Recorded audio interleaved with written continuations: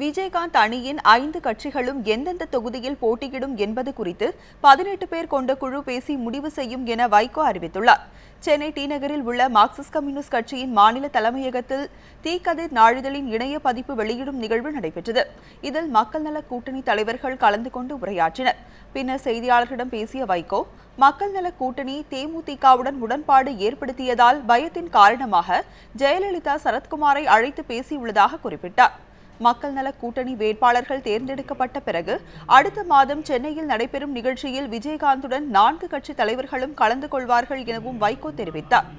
எந்தெந்த தொகுதியில் போட்டியிடுவது என்பது குறித்து தேமுதிகவின் 10 பேர் கொண்ட குழுவினருடன் மற்ற 4 கட்சிகளை சேர்ந்த 8 பேர் கொண்ட குழு பேச்சுவார்த்தை நடத்தும் என்றார்.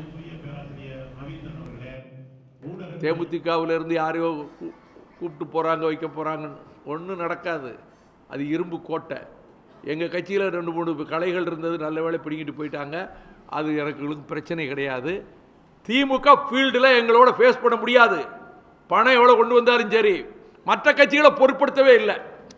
சில கட்சிகள் இருக்க ஆட்சி அமைச்ச மாதிரி சொல்லிட்டு இருக்காங்க, அவங்களுக்குள்ளெல்லாம் நான் போக விரும்பலை. அதிமுக ஆட்சி தமிழ்நாட்டில் வரவே கூடாது. அதுதான் எங்கள் தர்ம யுத்தம். ஏற்கனவே ஊழல் செய்த திமுகவையும் நாங்கள் ஆட்சி பீடத்தை நெருங்க விடமாட்டோம். மக்கள் நல கூட்டணியும் தேமுதிகவும் மக்களை சந்தித்து ஒரு மகத்தான வெற்றியை பெறுவோம். அவரை முதலமைச்சர் வேட்பாளராக அறிவித்துத்தான் களம் செல்லுகிறோம். நாங்கள் உறுதியாக வெற்றி பெறுவோம் என்ற நம்பிக்கையோடு நாங்கள் இந்த தேர்தல் களத்திலே பணியை தொடங்குகிறோம்.